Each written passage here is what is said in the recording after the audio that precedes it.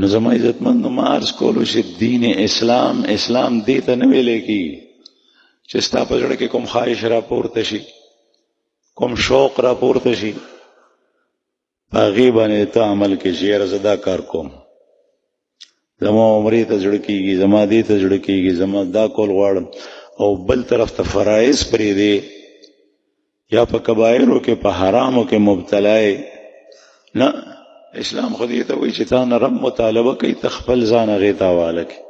نه ده چې ته د رب نه مطالبه کوي چې زه دا کار کول غواړم دغه وخت کې، اوس دا کار کول غواړم دا مې خوښ دی، اوس دا کول غواړم دا مې خوښ.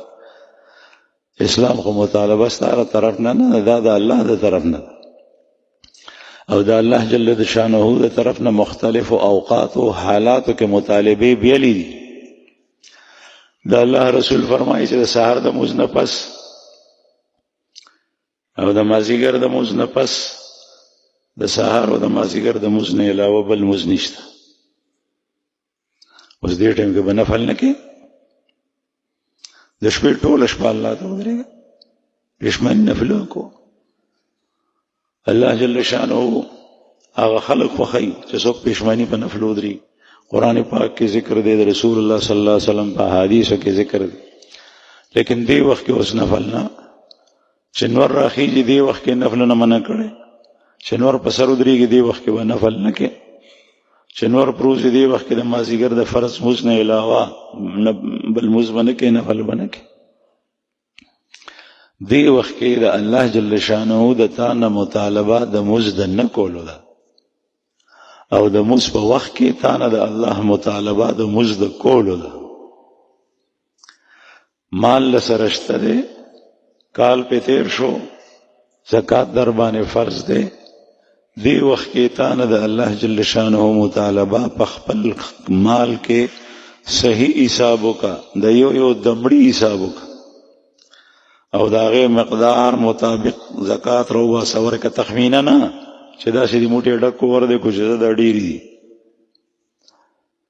په هغې باندې په صدقې سره ستا د زکات نه ستا غاړه نه خلاصېږي، په نفلو کولو سره نه خلاصېږي، هغه د زکات پیسې په عمره لګولو باندې هغې سره ستا غاړه نه خلاصېږي چې څو پورې دې هغه نه کړی. هغه وخت کې تا نه مطالبه د زکات دې ادا کو، د هغې نه پس بیا ستا خوښه ده صدقه کې لګې، مباح ځای کې لګې، د اجر په ځای کې لګې، نور صدقات دي.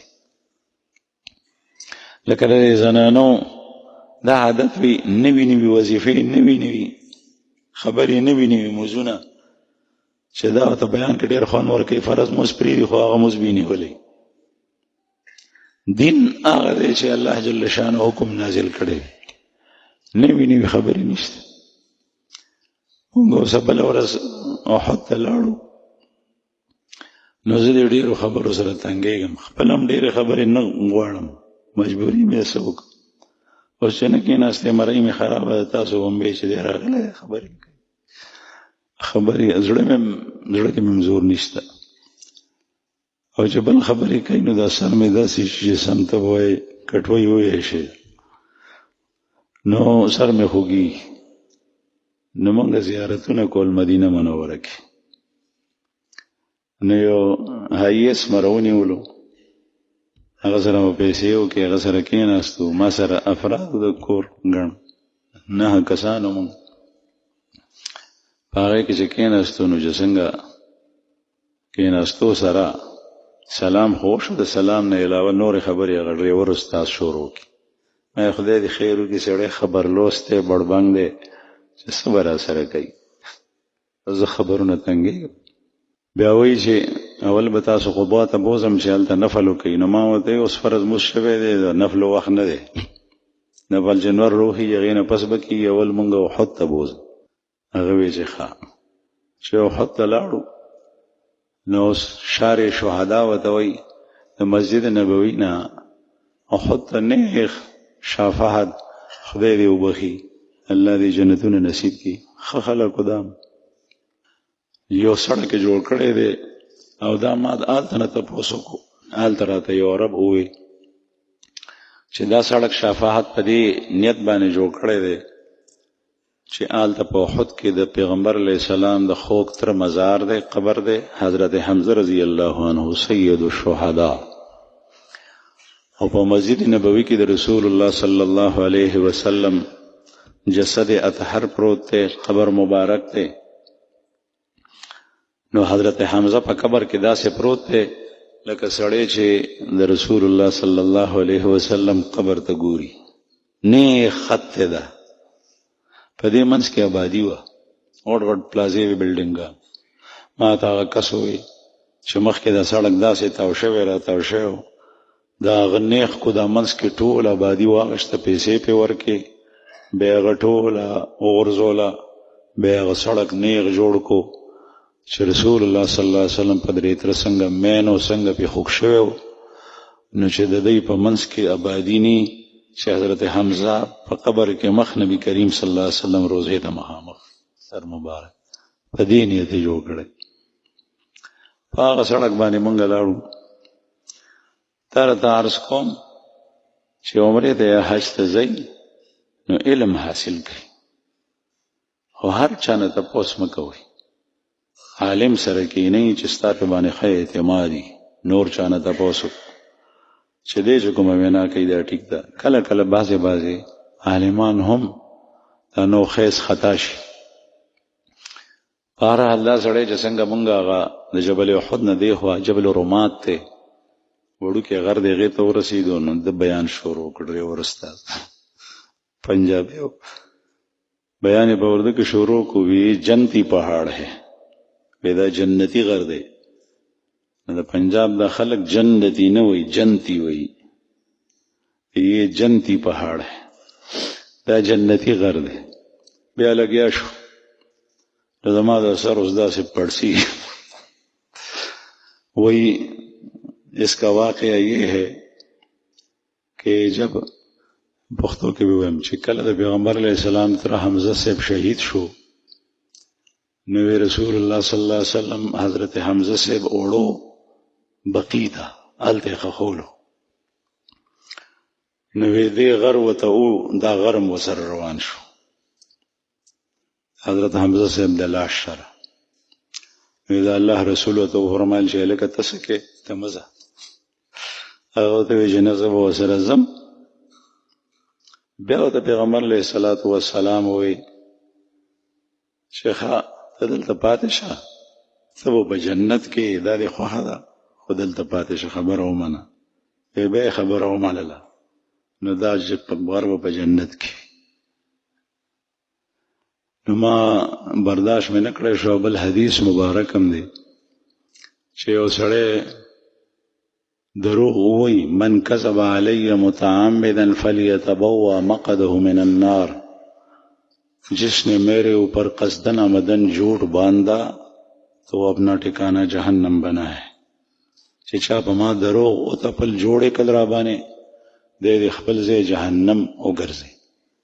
نو دی غریب خو قصدن آمدن دروغ جوړول نه غوښتل، خو دی خطا و. نو ما یې چې د ده اوس اصلاح ضروري ده، ځکه چې موږ هم ګناهګار یې، دی هم ګناهګار یې. ما ورته وویل چې دا تا غلطه خبره وکړه، دا چاته مه کو. ما سره ونښته، ما ته وایي غلط نہیں ہے، میرے پاس کتاب ہے.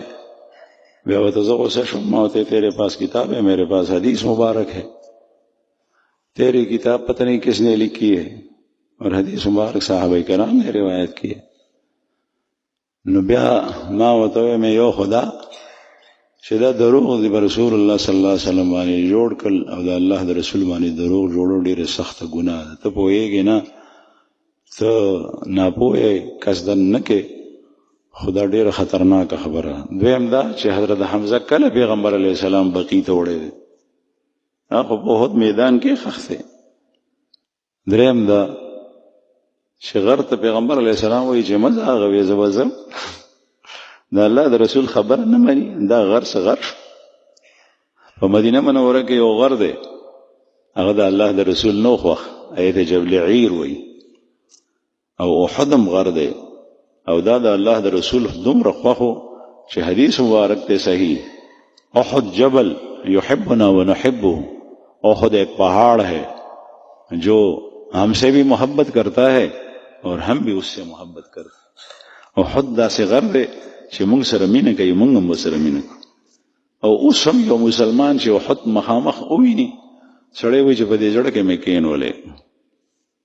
او دا جبل عیر د احد بالکل اپوزټ سایډ مد مقابل دی، مکې طرف نه چې راځي داسې اوږد غر دی، هغه یې نه دی خوا.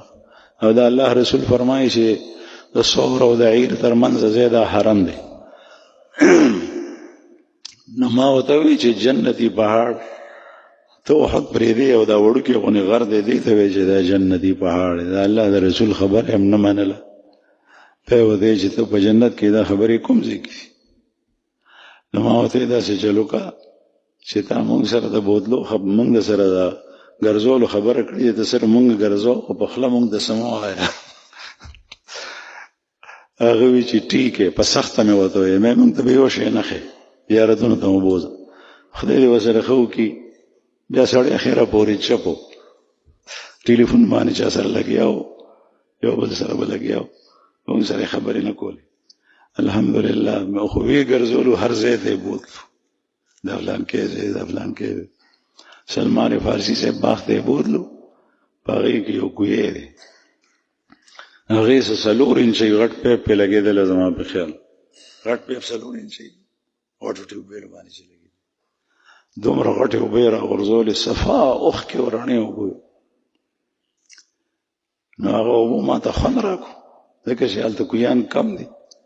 زه هغې ته ودرېدم، ما هغې نه څکلې. نو ما ته دی وایي هلته یې بیا دا خبره کړې وه. ما ته وایي دا اوبه مه څکه. ما ورته یې ولې؟ وایي یہ پینے کا نہیں ہے، ٹھیک نہیں ہے پانی. ما ورته زمین سے نکلتا ہے، ځمکې نه روزي، خدای پاک په ځمکه کې فلټرې لګولي، صفا پاکې اوبه دي، د هغې نه ما منې کې. داسې وخت رالو چې زمزم اوبه به نه څکي، او هغه بوتل بند چې هغه یو مزدور په فیکټرۍ کې بند کړی دی، خړک به بهېدو، مخ نه به اوښکې خوله څڅېده، هغه به پکې تلي، هغه پیک صفا اوبه دي، هغه هر یو سړی څکي، په دسترخوانونو هم پرتې وي. او د کوی نه چې کومې اوبه راوځي سیند کې چې را روانې دي، سیندونو اوبه نن سبا څوک نه څکي. ما ته ښه یاد دي چې د دې ځای نه دا سیندونه چې په دې 400 باندې تېرېږي، دا زمونږ کلي سره خوا کې ټول یو ځای تېرېږي، یو سیند ورته وایي لنډی سیند. مونږ به ټولو کورونو، زنانو نارینو، په منګو کې په بانګیو کې اوبه کورونو ته وړي د سیند، چې خټې به وې بیا هم پکې خاورۍ واچول.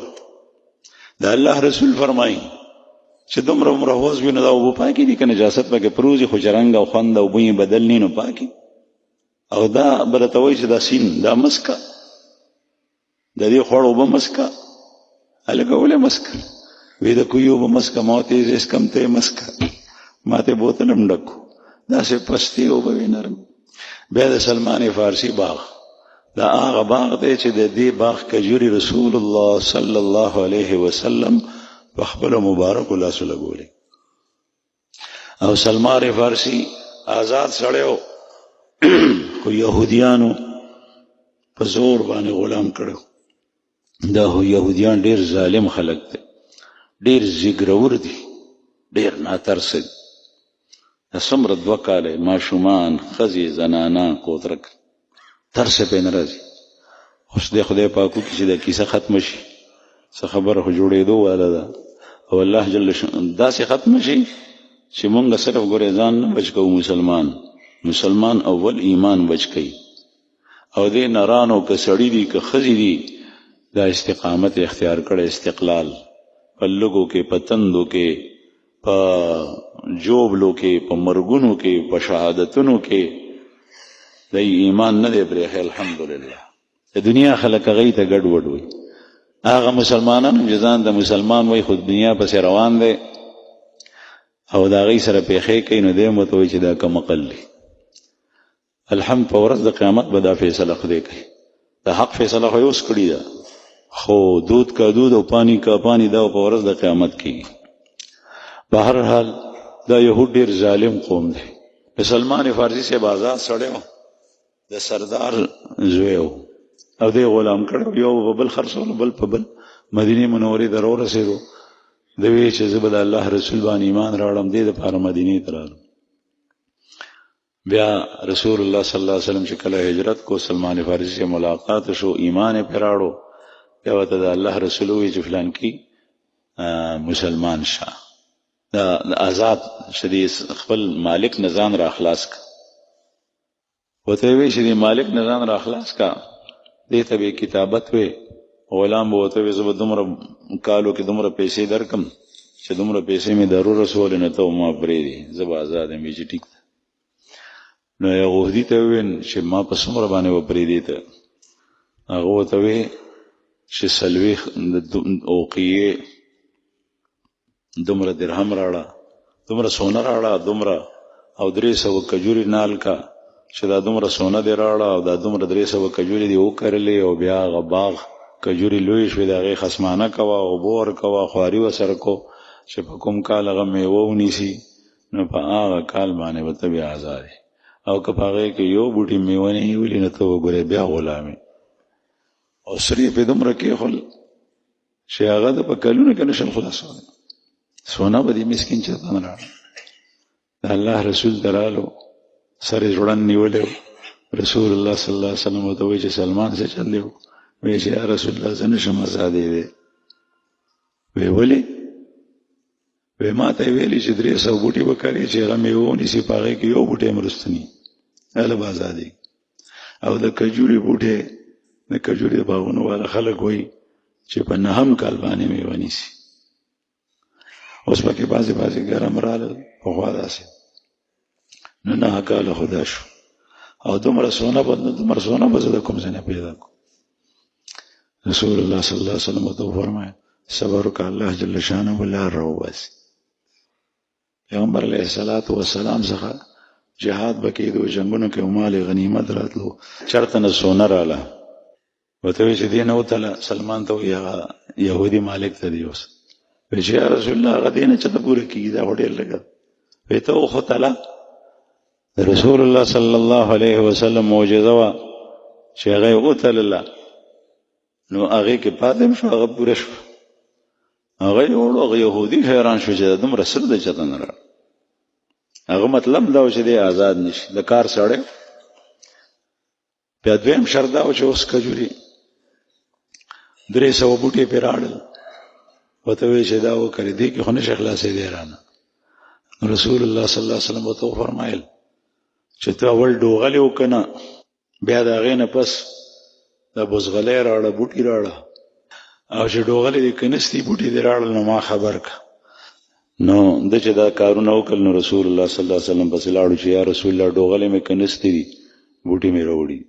پیغمبر علیہ السلام لاړو وسره شیخین حضرات ابو بکر صدیق سے عمر رضی الله عنه پیغمبر علیہ الصلوۃ والسلام په خپل لاس به زدا بوټي لګوم بوټي به کې خدای ته به خور او په زراړو ټول بوټي ولګول او دا د الله د رسول معجزه وا او الله پاک په هر څه باندې قادر دی چې په یو کال کې هغه بوټي ونشوي او میوه یې مونیوه په یو کال کې يهودي ته وی جرا شو ګوره يهودي حیران دي هغه ګرځي وی زما د ټول باغ ګورم 300 بوټي قتل نه په 300 کې او کم 300 ټول ونی وی یو بوټي په کې وړو کې ولاړو او ما غسه چې څنګه کړل يهودي وی چې دا بوټي سو پورې د میوانی نه ترغه پورې خلاصي کې مال سره 300 بوټي شرط هغه په څه طریقه باندې اشاره ولې چې دا سړی آزاد نشي نو رسول الله صلی الله علیه وسلم په خبر مبارک حیران شو چې دا بوټي چا کړل دی عمر او چې د سید دا ما کړل به رو وستو ویلړو بیا په خپل مبارک الله سوله ګولو بیا هغه بوټي په هغه لږ وخت کې هغه نورو خو کال په تیر شو په دا هغه په یو څورو کې نو خپل مرګرو سره ځان برابر کو ونه شو کجري دا هغه بقایاجات او سامان ته پاتې دا سه مبارک باغ کې چې کوی وی دا نه سړي جوړ واړي نه هغه فرض نه واجب دي برکتونه دي پکې دا څومره لوی برکت ته چې د کجوري بوټي په یو کال کې دنه میونی شي هغه کوي هم برکت خپاغه کې د حضرت زین العابدین رضی الله عنه د پیغمبر علیه الصلاة والسلام د نوسی زوی دی، کړوسی دی، د هغه کورم دی پکې. نو یو دا خبر وکړه چې دا اوبه مسکه او بلې بهر چې مونږ راتلو نو وایي چې دا د زین العابدین صاحب کور دی. هغه بنګله غونې وه. ما ورته دا کور یې نه دی، دې باغ کې دننه د هغه کور و یو طرف ته. بهرحال عرض مې دا کور زما عزتمند چې الله راضي کول دا دین اسلام دی، او الله جل شانه راضي کېږي په هغه خبرو باندې چې کوم الله فرمایلی چې زه په دې خوشحاله یم، په دې راضي کېږي. د موقع د حالاتو د وخت په اعتبار سره تا ته د الله جل شانه کوم حکم متوجه کېږي ته په هغې عمل کو. د الله جل شانه کوم حکم چې تا ته متوجه کېږي په هغې. مړی پروت دی، لاوارثه دی، مؤمن دی، ټول خوشه مسلمانانو باندې واجب دي چې د دې لاوارثه مړي د غسل، د کفن، د تدفین، د جنازې انتظام وکړي. دا وخت کې دا کار یو سړی روان شي چې خپل کار وکړي د چا بوي نه، داسې نه. حضرت ابوذر غفاری رضی الله عنه چې ربزه کې پاتې کېدو، د حضرت عثمان صاحب امیر المؤمنین خلیفه ثالث په امر سره تلو. بعضې مسائل فروع کې د دې اختلاف د نورو صحابو سره. نو هلته چې پاتې کېدو نو بعضې کتابونو کې راغلي دي چې دغه وخت کې یوازې یو خیمه وه ورسره ښځه ده، نور څه نو. او د ده حالت د نزې دی، د زنکدن حالت شروع کېدو ولو ښځه په ژړا شوه. وی ولې ژاړې؟ وی ژاړم به نه چې ته مرې، زه ښځه ذات یم، او چې ته مړ شې نو تا ته قبر کنستل لی، په تا د جنازې مس کول لی، تا ته غسل در کول لی، تا ته کفن در کول لی. دا کارونه خو زه نشم کولی، ته به دغسې پروت وي. ابوذر غفاري رضی الله عنه ته فرمایل چې ژاړمه، الله به څوک پیدا کړي او زما څوک وروڼه به را رواني چې زه مړ شم، هغوی ته به اشاره وکړي، هغوی به راشي، دا هر څه وشي. حضرت ابوذر غفاری رضی الله عنه مړ شو. دا د خیمې لرګي سره ناسته ده، دشته ده، صحرا ده، لرې داسې یو دوه کسان سوري کېږي. نو دې د خپل څادر چې و د هغې پیس کې داسې خوځول هغوی ته. دا په عربو کې دې ته تصویب وایي. او دا دستورو چې لرې به چاته اشاره کوله سو بې خبرو نو بیا به په دې کپړه باندې او ونې نه وي، منځ کې به حایل او رکاوټ نو، لرې به خلک کارېدو، پته به نه لګېږي چې څوک. هغه کسان ووایي چې دا خو څوک دي، په دې خبرو به عمل ضروري و. هغوی وایي چې دا خو څوک دي مونږ راغواړي. هغوی رال په هغې کې و حضرت عبدالله ابن مسعود رضی الله عنه چې څنګه رال ورته وایي چې ستاسو دا ورور ابوذر مړ شوی دی، د ده انتظام وکړي.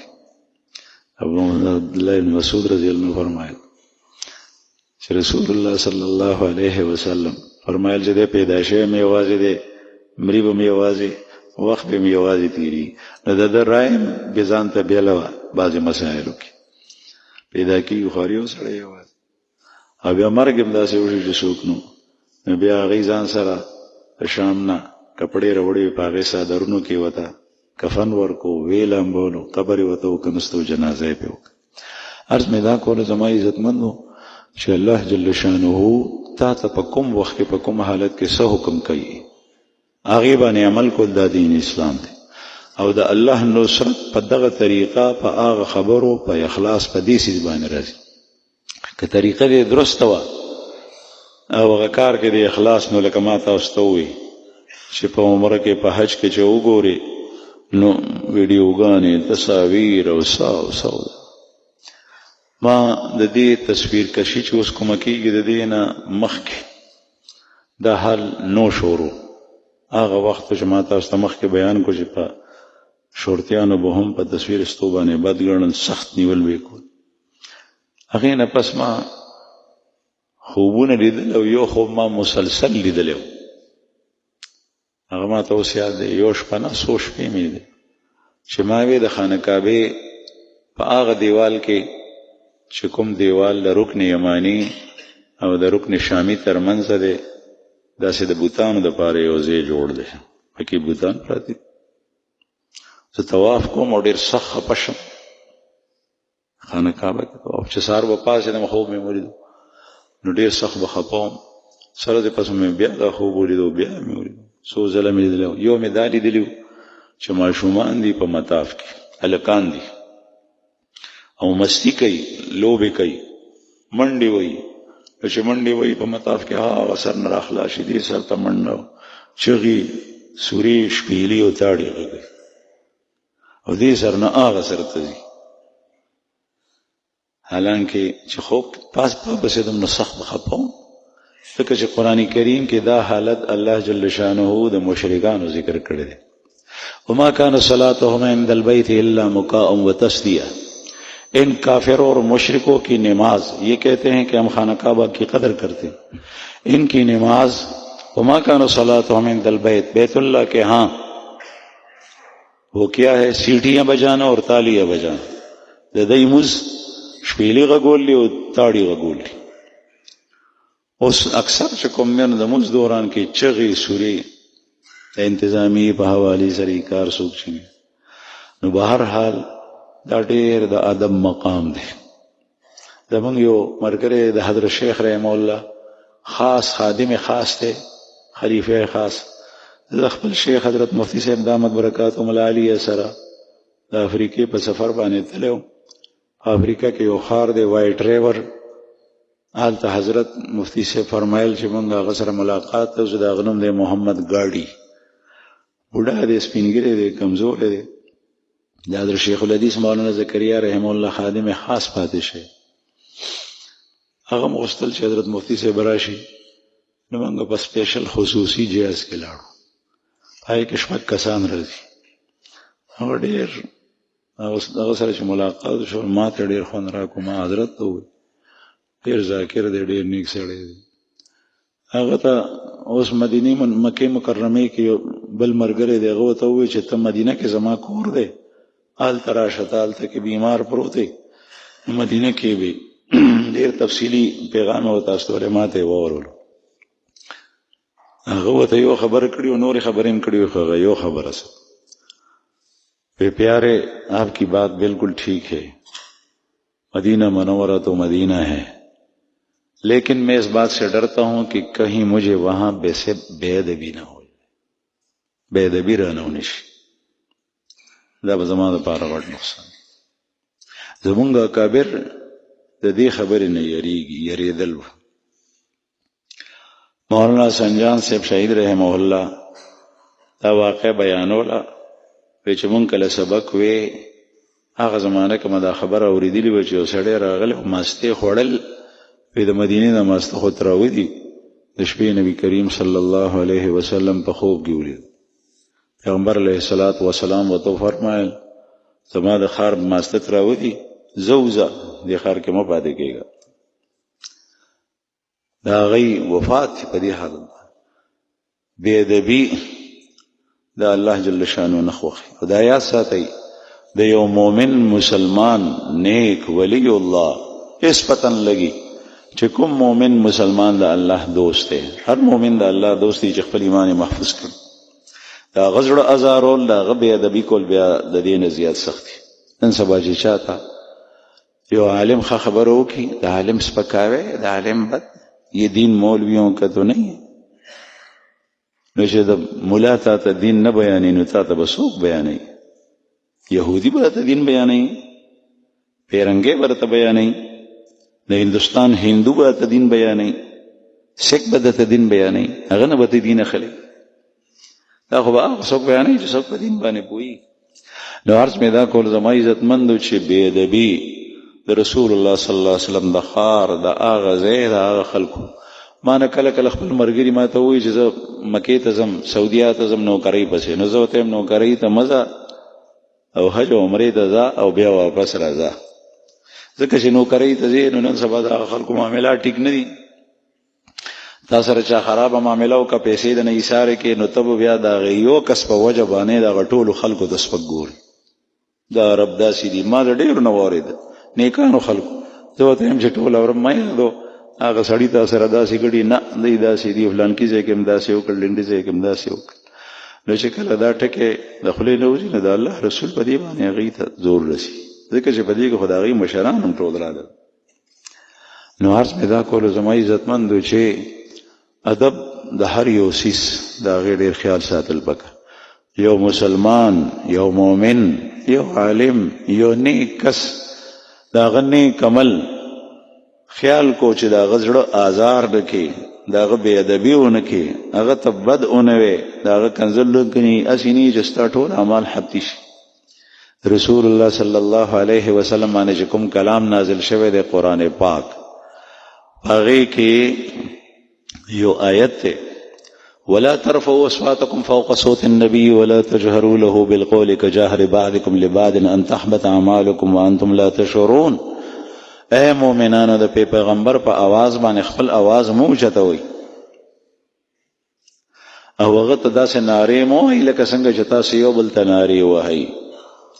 هسې نه چې ستاسو اعمال ټول چوټ صفا شي، ختم شي نیک اعمال. زمونږ اکابر زمونږ مشران وایي چې دا حکم اوس هم د رسول الله صلی الله علیه وسلم د روزې په خوا کې که هغوی وفات دي دغه حکم هلته اوس هم دی. شور شغرب به نه کړي. کله کله خلک شور جوړ کړي، ریاض الجنت ته رتلو دپاره شور، په جومات کې ځای نیو دپاره شور، د خلکو په مسکې تېرېدل. دا شوق پوره کول دین، د شوق پوره کولو نوم نه دی. دین ټول سراسر ادب دی. حضرت عمر فاروق رضی الله عنه په خپل دور خلافت کې په همدغه مسجد نبوي کې ناست و. یو صحابي وایي تابعي دی، که صحابي دی هغه وایي تابعي دی، وایي چې زه په ګیټي چا وویشتم، نرۍ غونې ګیټې و، چې ما وکتل نو امیر المؤمنین دی. ما ته وایي چې راشه، په اشاره یې راته و. چې زه لاړم ما ته وایي هغه دوه کسان چې دي هغوی ما څخه راوله، دوی خبرې کوي جومات کې. هغه یې راوستل، وی تاسو د اوازونه ولې پورته کړو، خبرې مو اوچتې کولې، تاسو ته پته ده دا کومه هستي دلته پرته، د کوم ځای یې؟ هغوی ورته وویل چې صاحب موږ د طایف یو. دواړه داسې رپېدل لکه چې عمر صاحب خو دین معامله کې سخت. وی که چېرې تاسو مسافر نه وی، د لرې نه وی راغلی، د دې ځای وی، نو ما به تاسو ته داسې سزا درکړې وه چې خلکو به عبرت نیو، بیا به چا خبرې نه کړو. تاسو د الله د رسول په جومات کې ناستئ چې تا آواز سره خبرې کوي. عرض مې دا کولو زما عزتمند چې دین ټول ادب دی، د هر چا ادب کول پکار دی. ځان د بل نه برکولو کوشش مکو، ځان ښکته کا. د اللہ رسول فرمائی من تواضع للہ رفعہ اللہ، جس نے اللہ کے لیے عاجزی اختیار کی، اللہ کے لیے عاجزی اختیار کی تو اللہ اس کو اٹھائے گا. آج کل اللہ والے کے سامنے عاجزی نہیں اختیار کی جاتی، جو اس کا افسر ہوتا ہے اس کے سامنے دونوں ہاتھ جوڑ کر جھکتا بھی دا هغه په منځ کې ټیټم شي چې سلام اچي نو هغه باندې بشي. دا الله رسول فرمایي مسند بازار کې حدیث دی چې د قیامت یو نه خدام ده السلام بالمعرفه او کما قال علیه الصلاۃ والسلام، چې سلام په پیژنګلو سره چولې کیږي. دا سړی پیژنم نو السلام علیکم، دا نه پیژنم نو نه، دا نه خدای د قیامت. نو عرض مې دا کولو زما عزتمندو چې دین د الله د راضي کولو طریقې پیژندل غواړي او بیا خالص د الله دپاره هغه کول غواړي. او په کوم وخت کې ما ته څه حکم دی، کله به یو وړوکی کاري خو تا نه به د الله مطالبه د هغې کاري، هغه وخت کې هغه کو، د بل کار دپاره هغه کار پرېږده ما. واخر دعوانا ان الحمد لله رب العالمین.